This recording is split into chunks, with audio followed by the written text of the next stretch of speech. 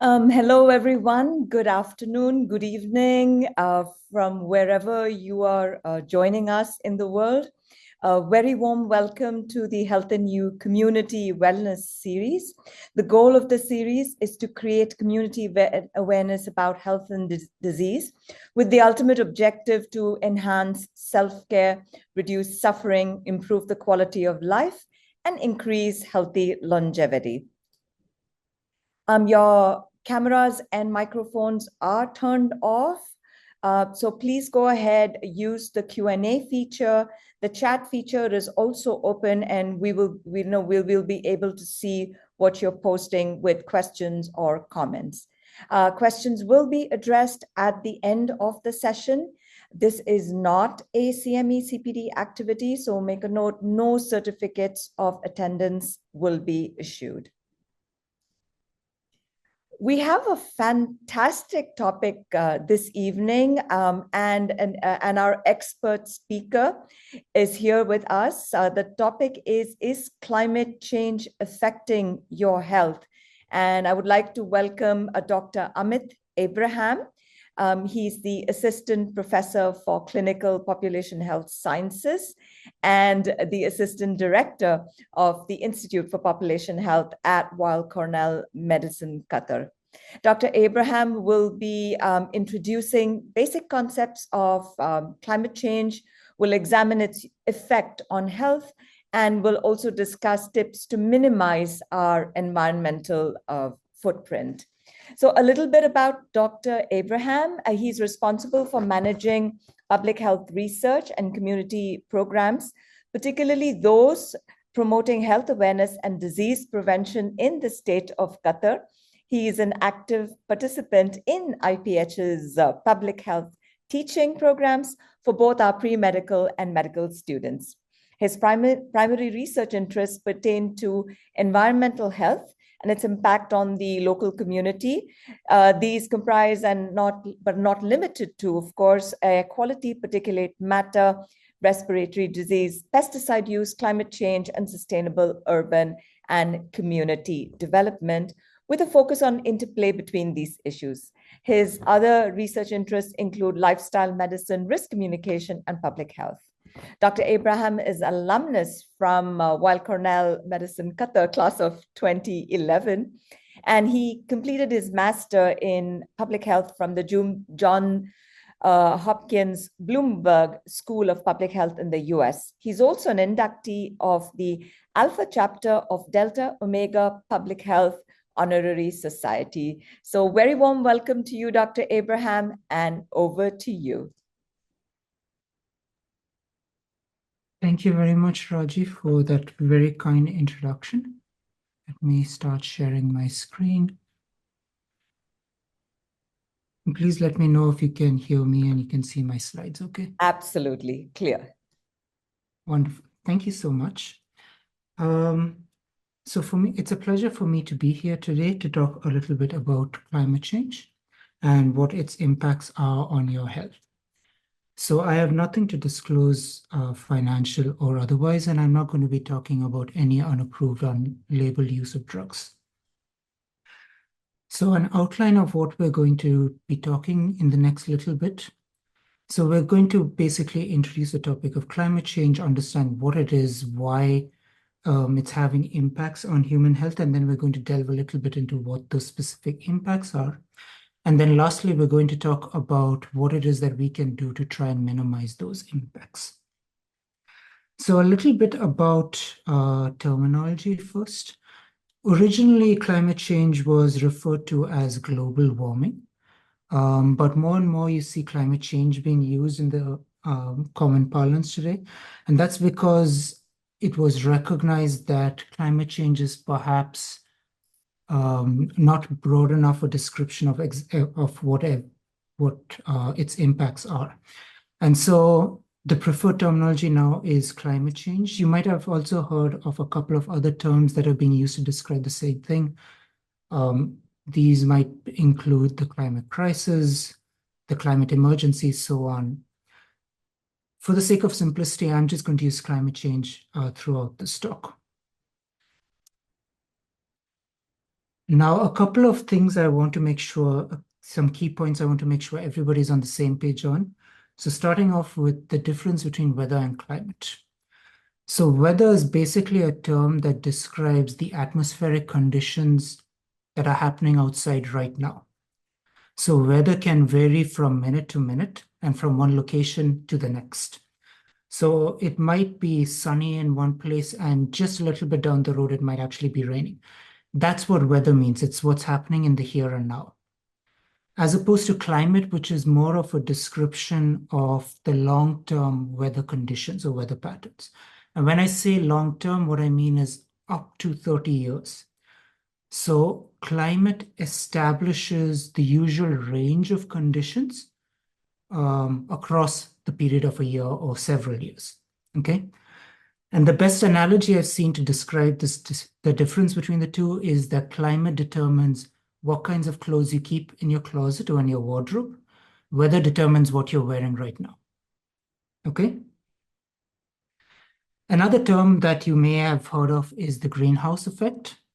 So this basically refers to the fact that our atmosphere contains certain greenhouse gases, and these gases tend to absorb a lot of heat.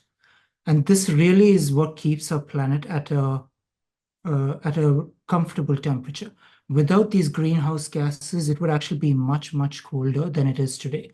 So the presence of these greenhouse gases is a good thing. The issue arises because when people burn fossil fuels and emit even more greenhouse gases, that causes the planet to warm. And it's this excess emission of greenhouse gases that causes the issue. Okay.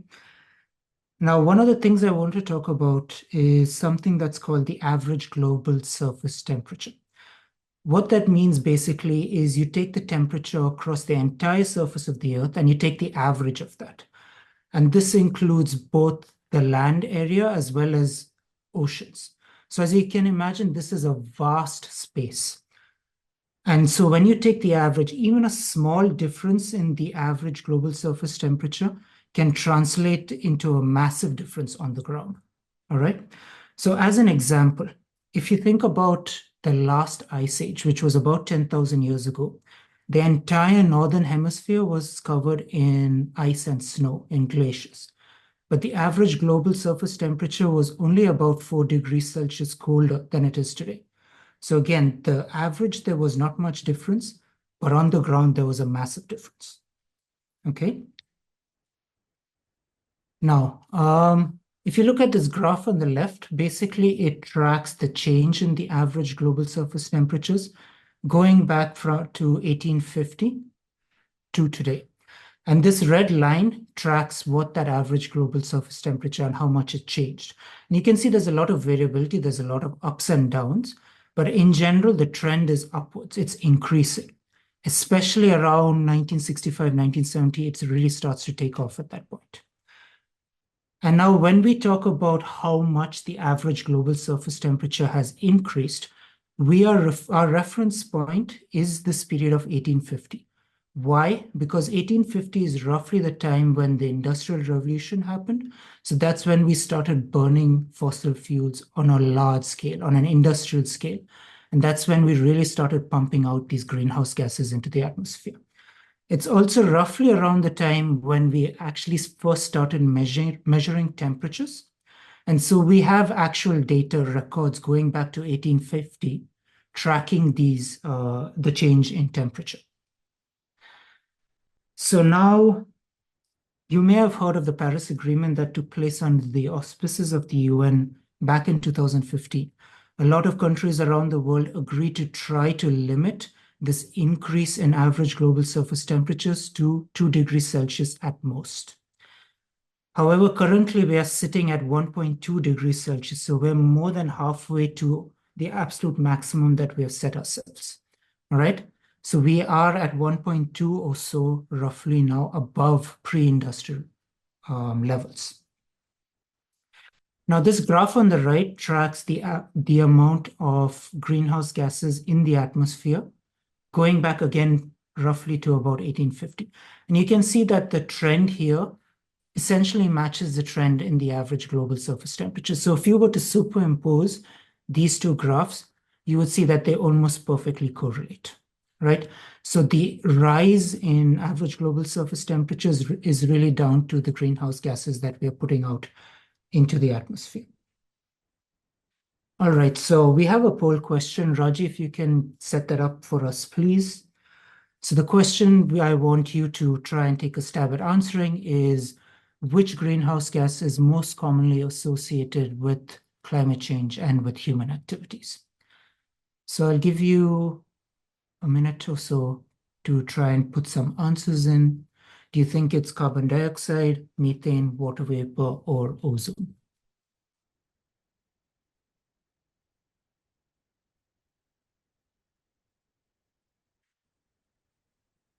I can see the answers beginning to come in.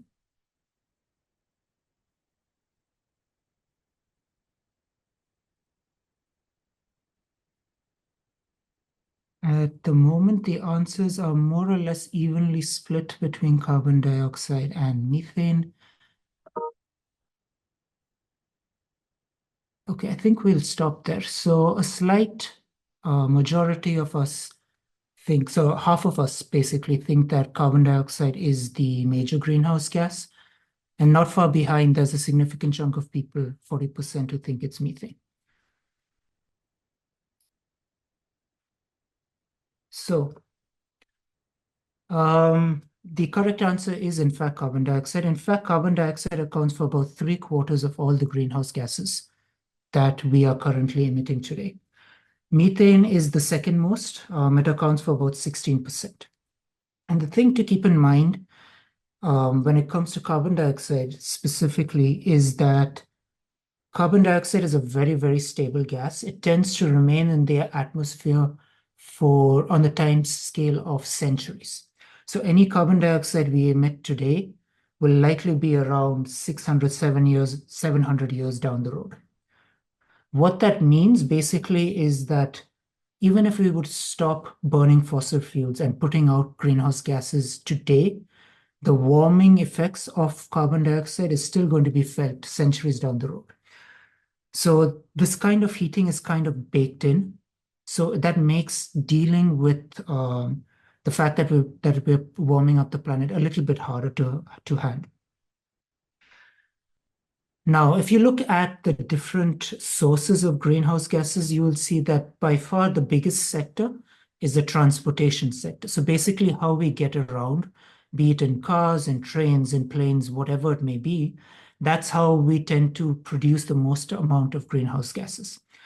The second largest sector is basically industrial and manufacturing processes. So things like how we produce cement or fertilizers or plastics, things like that.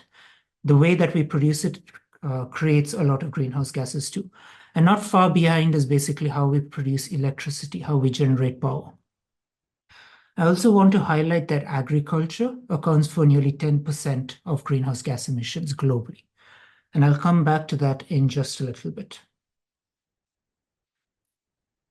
Okay, so let's start talking a little bit in terms of how does climate change impact the health of people. And when we talk about this, I want you to keep in mind that we're not talking about the health of individuals per se, but health of communities and societies at large. And this graphic basically summarizes how that happens. So what the specific changes in climate are, what are the downstream impacts of that, and then how that translates into impacts on health. And we won't have time to go through all of these in detail. I'll just highlight a few of these so you get a bit of an idea in terms of what these effects are. So the first thing I'm going to talk about is heat.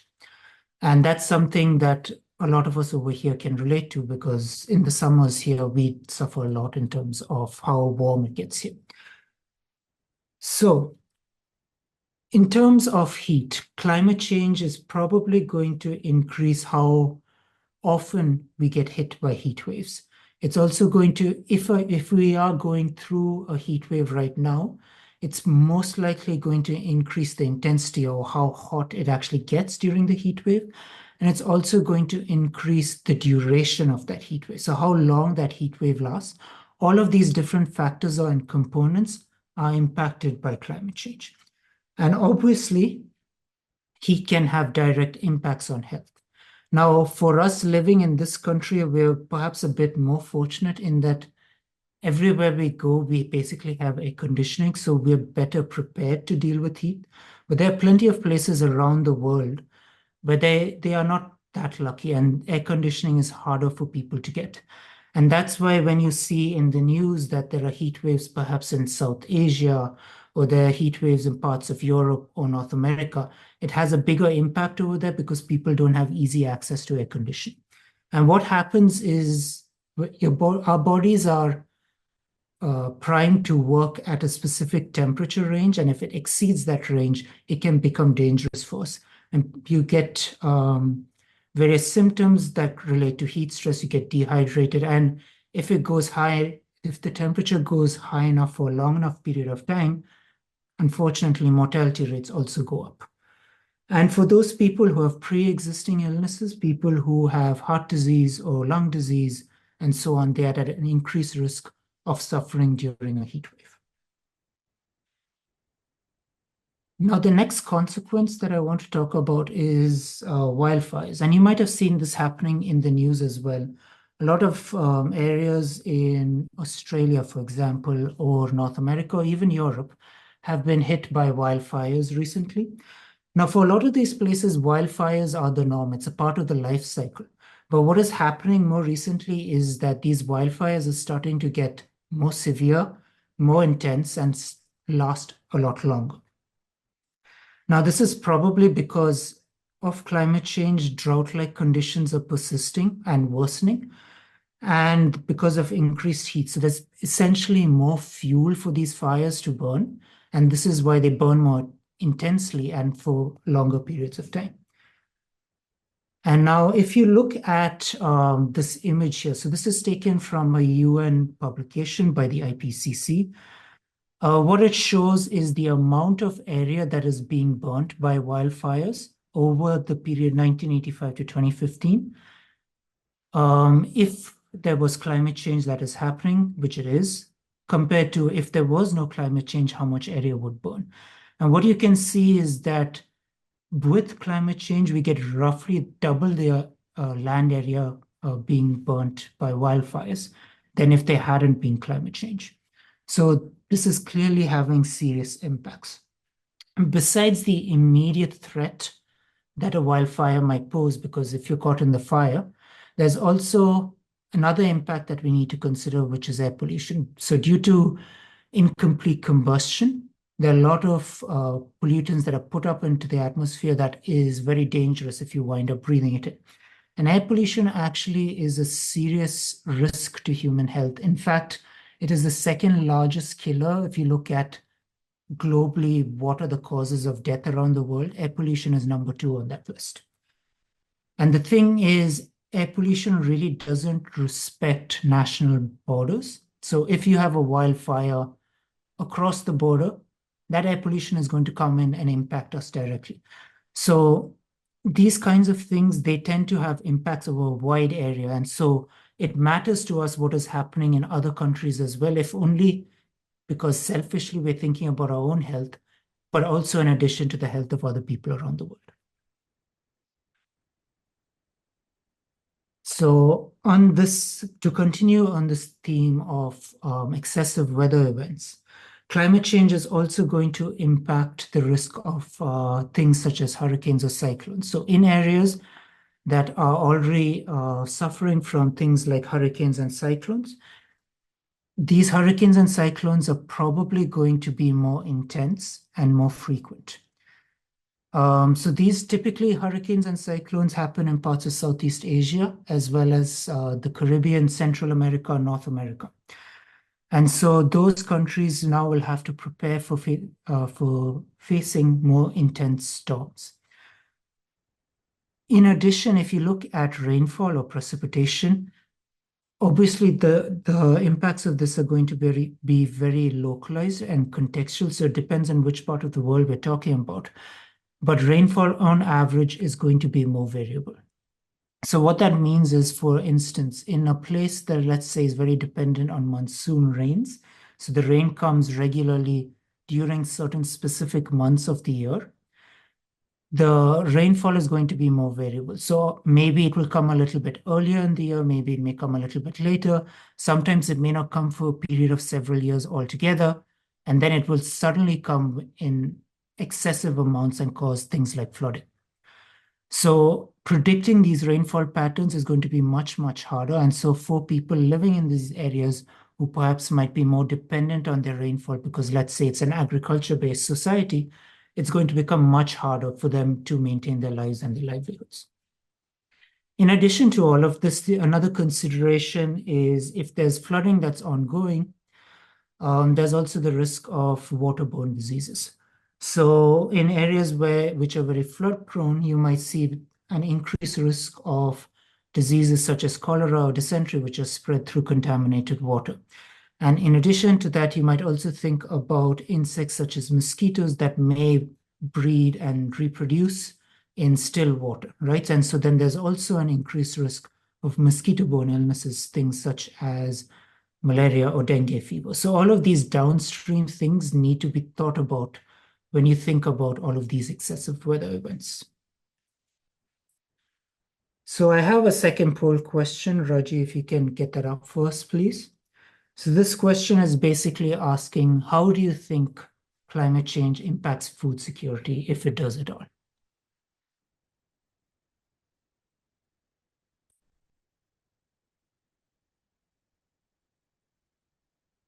I'll give you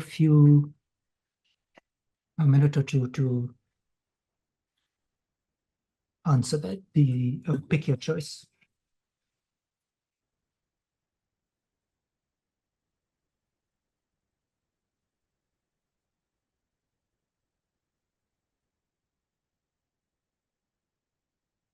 Okay, so roughly 60% of us think it's because it reduces crop yields and nutritional quality. A quarter of us thinks that we are going to eliminate the need for agriculture altogether. And then the rest of us choose the other two options. So I'm going to stop the poll now. Thank you, Raji. So the correct answer is C. So climate change is probably going to impact crop yields as well as nutritional quality. So let's go into some specifics about that. So number one, the most obvious reason, we just covered this in terms of excessive weather events. So if you are living in an area or you're trying to grow crops in an area which is very prone to hurricanes, cyclones, so even if you're dependent on monsoon-like rains that now have become more erratic, more variable, it's going to be much harder for you to be able to grow your crops and plan out what kinds of crops you need to grow. So crop yields are going to be directly impacted by irregular rainfall patterns or by the presence of all of these excessive weather events. So crop yields are going to be directly impacted. The second point to keep in mind is that in general, again, we're talking about this on a large scale across the world, but in general, climate change is making conditions more suitable for pests. And when I say pests, I'm talking about the insect kind of pests that eat the food crops that we consume. And so because of that, it's anticipated that overall crop yields, the amount of food that we wind up losing due to pests might go up anywhere between 20% to 50%. So that's a significant amount of food that we are growing for human consumption that's actually being lost to pests. The third way that food security can be impacted is actually through nutritional quality. So we have studies that show that crops grown in conditions with higher carbon dioxide in the atmosphere actually have lower nutritional quality. Most specifically, the vitamin content, the mineral content goes down in these crops, and as well as the macronutrient content. And by macronutrients, I mean things like fiber content as well as the content of proteins. And the specific crops that have been tested for this include corn or maize, wheat, rice, and soybeans. So these four crops are major food staples. They provide the majority of sustenance for the global population. Roughly about 80% of all the food we consume comes from these food crops. So if all of these food crops are going to lose nutritional quality, you can imagine the impacts it's going to have on a global scale. All right. The last thing we need to think about when we talk about food security is the impacts of climate change on the marine ecosystem. So climate change is obviously having all these impacts on land, but it's also going to have impacts in terms of the marine ecosystem. And most specifically, it's going to have impacts on coral reefs. Now, you might have seen in the news that coral reefs are kind of struggling to survive because of a warming planet. The oceans are actually warming up as well. Some of the carbon dioxide, the excess carbon dioxide that we're putting out there is actually getting dissolved in the oceans, which means that the oceans are actually becoming slightly more acidic. And in addition to climate change, there's a bunch of other things that are happening. There's, for example, localized pollution. There's overfishing of the various marine species. So all of that is putting a lot of pressure on marine ecosystems. And coral reefs are really starting to struggle to survive in some parts of the world. As a result of that, everything that is dependent on the coral reefs, and coral reefs are considered to be a keystone species. So what that means is that essentially everything in the marine ecosystem is dependent on coral reefs. So if the coral reefs struggle to survive, so does everything else. And as you can imagine, anyone whose livelihoods are dependent on the marine ecosystem, so essentially any kind of seafood, is also going to struggle. So there are a lot of downstream impacts that are not obvious at first glance, but these are things we need to consider when we talk about food security. The last health impact I want to talk about is something called vector-borne disease. So vector is a term that is used to describe an organism that spreads diseases to human beings, but itself isn't the cause of the disease. So the most obvious example of this is mosquitoes. Mosquitoes are considered a vector because they spread a variety of different diseases. These include things like malaria, yellow fever, dengue, Zika, and so on. But they are actually not the cause of the disease themselves. They carry the germ or the pathogen that actually causes the disease, and they spread it to humans. Okay. Besides mosquitoes, there are a bunch of other different vectors. You may have heard of ticks. These are present in more temperate areas of the world. So parts of Europe, North America have ticks, and some of these ticks can spread diseases amongst humans, most famously Lyme disease. There are a few other vectors, fleas, mites, specific kinds of snails that can also spread diseases amongst humans. Now, why is this a concern to us? So similar to pests, climate change or warming planet is actually making conditions more suitable, more conducive for all of these different vectors. So what that means is that, number one, these vectors are now spreading to areas which were previously too cold for them to survive. And number two, they're actually surviving for longer periods of time. So because of climate change in some parts of the world, summers are lasting longer, which means throughout the year, which means that winters are much shorter than they were. So previously, let's say winters lasted 4 months, they're now lasting 2 months. And those winters are also much more mild compared to what they were previously, which means it's not getting as cold.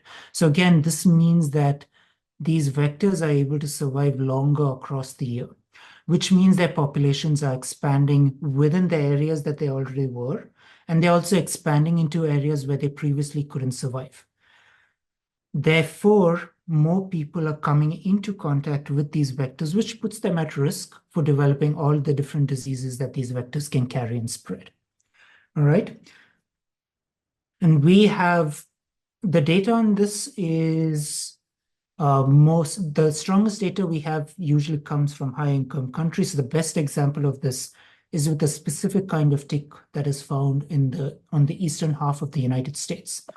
And this tick spreads a disease that's called Lyme disease.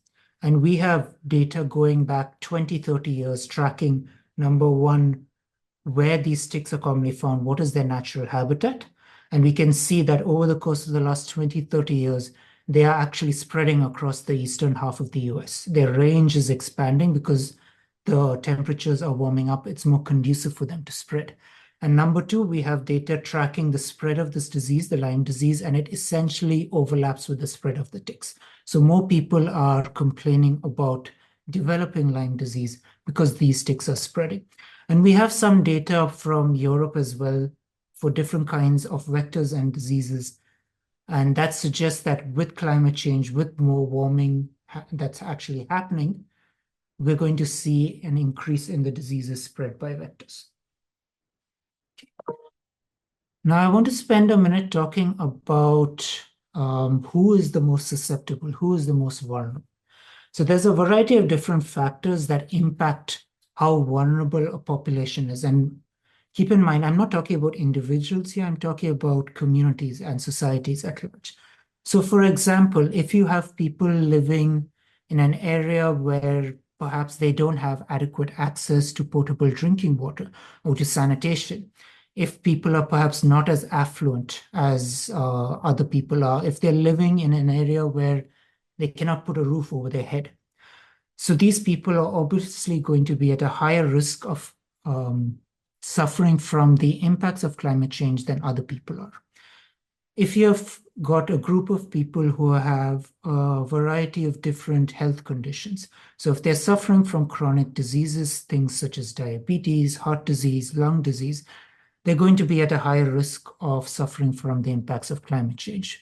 People who have mental health issues, people who are suffering from disabilities, people who are perhaps malnourished or undernourished, people who are pregnant or perhaps nursing very young children, very, very young children, people who are older. All of these different groups are at an increased risk of suffering from the impacts of climate change. And the one real commonality you see across all of these different populations is that a lot of these factors that impact their health directly are factors outside of their control, right? If you are someone who is living in an area where they don't have adequate access to sanitation, there's really not much an individual can do about it, right? So through no fault of their own, they are at an increased risk of suffering from the impacts of climate change. And this is why climate change is often described as a threat multiplier, because what it does is it takes pre-existing risks, pre-existing vulnerabilities, and exacerbates them. It worsens it. And that's why these people are at an increased risk of suffering from the impacts of climate change. The other thing I want to touch on is this issue of climate justice. So if you look at this map, the top map over here is a map in which the countries that have contributed the most to climate change, so the ones that have put out the highest amount of greenhouse gases, historically speaking, since the start of the Industrial Revolution, have been magnified. So they've kind of been blown up in size over here. And in the bottom map over here, you can see the countries that are at highest risk of suffering from the impacts of climate change. And what you can see is that the countries that are most vulnerable, the countries that have the highest burden, are actually the countries that have contributed the least to climate change. So there's this whole issue in terms of who bears responsibility for all of these impacts and who's suffering the impacts. So if you've been following all of these UN discussions that have been going on in terms of climate change, they're referred to as the COP, the COPs, the Conference of Parties, in which they try to strike a deal. There are a lot of conversations going on between these different countries in terms of providing enhanced funding to countries that have contributed the least so that they're better able to deal with these impacts. The other concern is more of a generational concern, generational justice. So the young population, the youth who have contributed the least to climate change, and future generations, those who are not yet born, are most likely to suffer the most severe impacts of climate change. Because as time goes on, as we pump out more of these greenhouse gases into the atmosphere, the impacts of climate change are going to become worse. And so people living today are going to suffer less than people living later on who have also contributed the least. So there are all of these conversations going on about why we need to take action and why we need to take action quickly. So speaking of which, I want to talk a little bit in terms of what it is that we can do both as a society at large as well as at the individual level. So in terms of international actions that have been taken, you must have heard of the Paris Agreement that happened in 2015. I touched on this a little bit earlier, but essentially over 200 countries around the world agreed to do whatever they can to limit the rise in average global surface temperatures to 2 degrees Celsius. And if possible, try and limit it to 1.5 degrees Celsius. Now, remember, we're already around 1.2 degrees Celsius warming above pre-industrial area levels. So 1.5 seems to be a little bit difficult, but 2 degrees Celsius is certainly achievable. So how can we go about doing this? So there's a variety of different tools that we have in our belt. The first of these is essentially switching to cleaner, more renewable sources of energy. Whatever energy that we do use, we want to try and use it more efficiently, so minimize the amount of waste that's going into place. Think in terms of reducing the amount of waste that we are producing.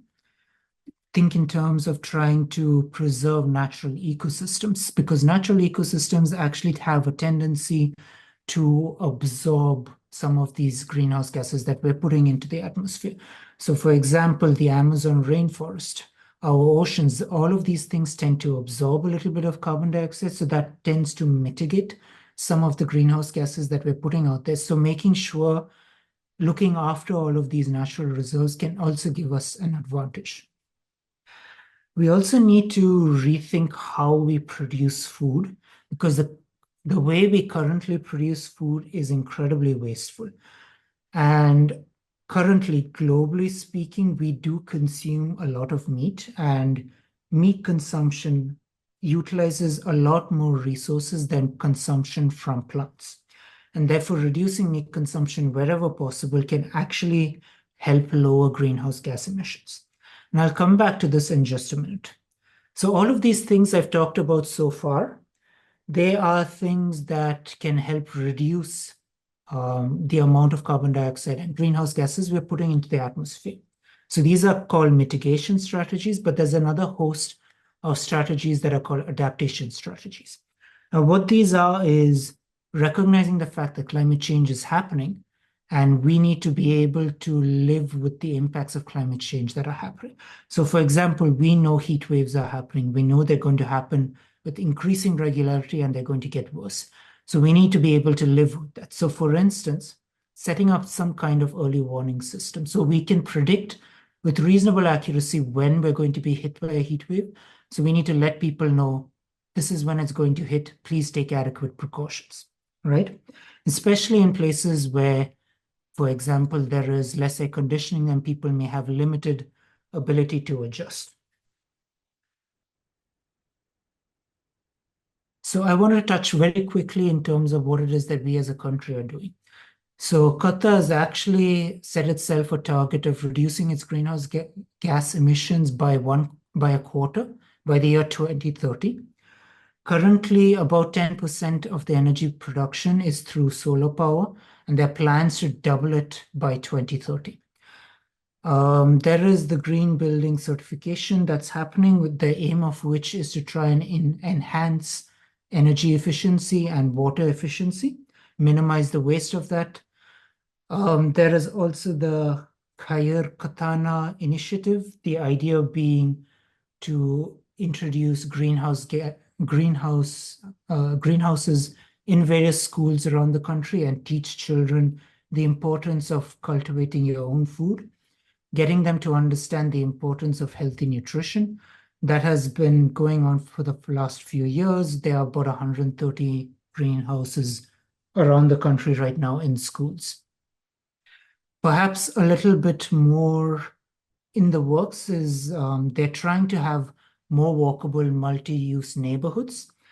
The idea here being building essentially a 15-minute city. So everything you need, you'll be able to get within a 15-minute walk radius.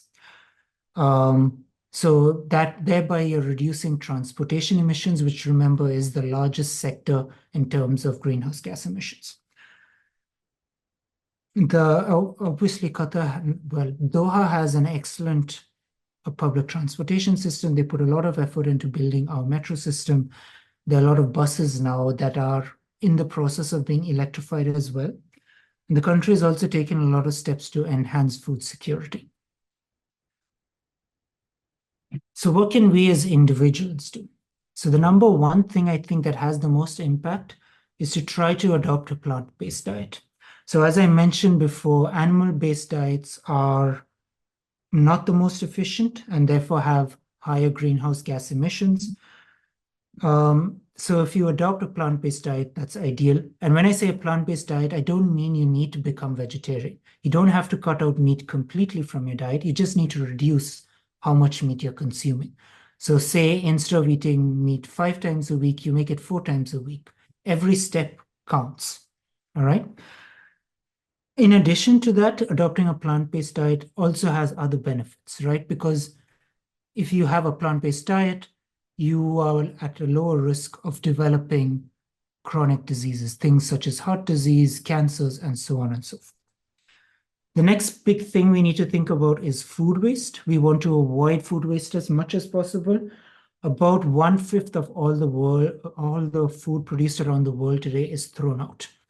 So, and also all of the resources that went into producing that food essentially gets thrown away. So minimizing food waste as much as possible would be great.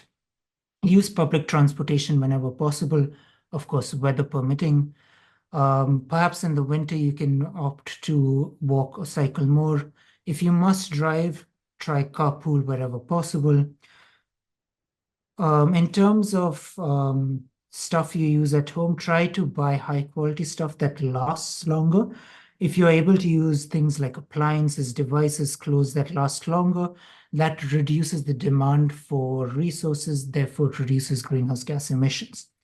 When possible, try and repair products because, again, you're prolonging the life, you're reducing greenhouse gas emissions.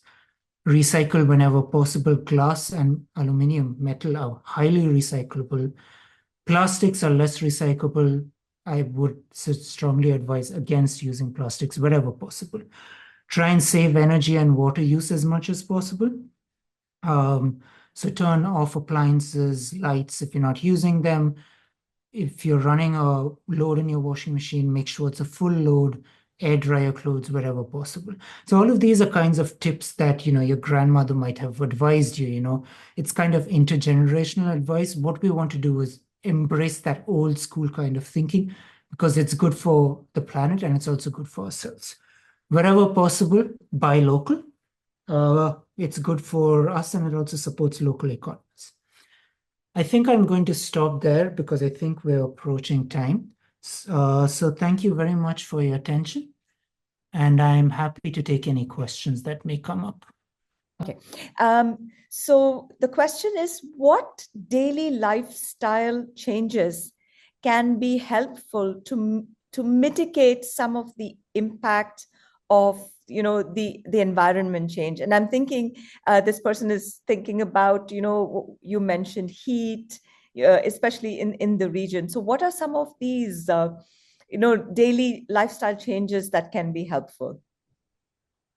So in terms of trying to reduce the amount of greenhouse gas emissions that we're putting out, there are several changes that we can institute, and I sort of touched on this a little bit earlier. So obviously, first, I want to start off with a caveat. I want to be clear that, there are some things we are limited in terms of what we can do. There's some things that might work for you as a person, and there's some things you might not be able to do, and that's absolutely fine. And what you can do might be different from what someone else can do. So within the limitations of what you can do, anything that you can incorporate is going to be helpful. So as you mentioned before, Raji, having a garden of any shape or form, wherever you can do it, is a wonderful idea.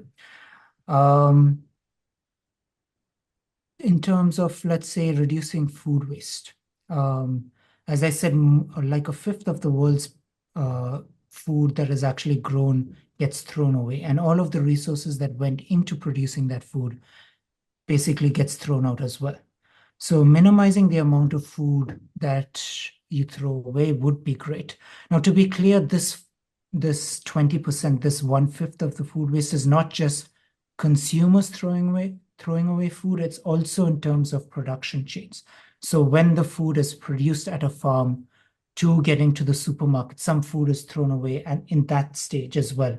So that total amount, it's going to take action at a lot of different steps. But what you as an individual can do is, for example, plan out what kinds of food you plan to cook for, let's say, the next week, and only make sure you buy that quantity of food, what you need and no more, especially when it comes to perishables. If you're thinking in terms of food that could last a little bit longer, it's absolutely fine to buy that in larger amounts. In terms of what you can do in terms of transportation, try to use public transportation wherever possible. Again, I want to be clear, weather may not always permit that. We may not always have time to take the metro because you may have to go out of your way to get to wherever you need to go, so you lose time that way. So within those restrictions, if possible, please do try to use public transport. Please try to reuse whenever possible, repair items that are still functional and that might give you the ability to keep using them for longer. Save energy and water wherever you can. All of these little steps that you can take can make a significant difference. When I heard you talking about food wastage, I was thinking of our own Cornell cafeteria where there's a board that says, oh, yesterday's food wastage was so many kilos. It's a small initiative, but it does bring, awareness to everybody, just, seeing it to highlight that, food wastage is a thing. So with that, I know we are at time. I have one last question, and thank you to our colleague Huda for this question. Huda asks, what motivates communities and individuals to contribute to the reducing the effects of climate change on health? That is a fantastic question. Thank you, Huda, for asking that. So this is a very complex question, I would say. It's going to vary from one community to another. But essentially what it is, I think one of the big issues here is a lack of awareness. So people don't realize the impact that, number one, climate change is having, but also they don't realize the impact that they as individuals can make in terms of mitigating climate change. And so simply by talking about it, by raising awareness, by telling people, oh, did you know that, for example, if I were to eat a little bit less of animal-based foods as opposed to, more, and have more plant-based foods, for example, that's going to have a significant impact. It may not necessarily be a huge impact, but it is making a difference, right? These kinds of things that you talked about, Raji, nudging people into saying, oh, yesterday there was so many, I don't know, grams or kilograms of food waste. These little nudges also try to spur communities into taking action and finding out. So that's one thing, it's awareness. But the other thing I think is trying to figure out what holds a community together, what it is that motivates them.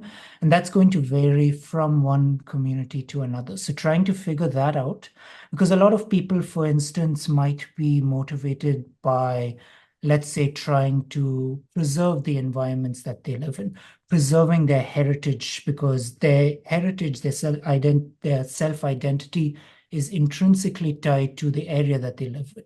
And so that to them might be a motivating factor. Another possible motivating factor, for example, might be trying to save a little bit of money. And a lot of times adopting an individual level action that can reduce your greenhouse gas emissions also saves you money. So for example, if you turn off appliances and lights that you are not using, you're saving a little bit of money that way.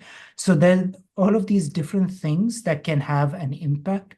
Adopting a plant-based diet is also good for your health individually because it reduces your risk of developing chronic disease in the long term. So there are different things that might motivate different individuals, and people make decisions based on so many different factors. But trying to figure out what it is and making it locally applicable, I think, is the key to making a change. Thank you so very much, Dr. Abraham. This was really an insightful conversation. Thank you to our audience as well for those questions. Today's discussion kind of helps us understand how serious climate change is and and the health impacts. And it also kind of empowered us in practical ways to see where is it that we can make a difference as an individual and collectively, as a community to reduce our environmental footprint and to advocate for a more healthy and a sustainable future. With that, thank you very much for joining in, and we'll see you next month in the October session. Bye-bye. Thank you.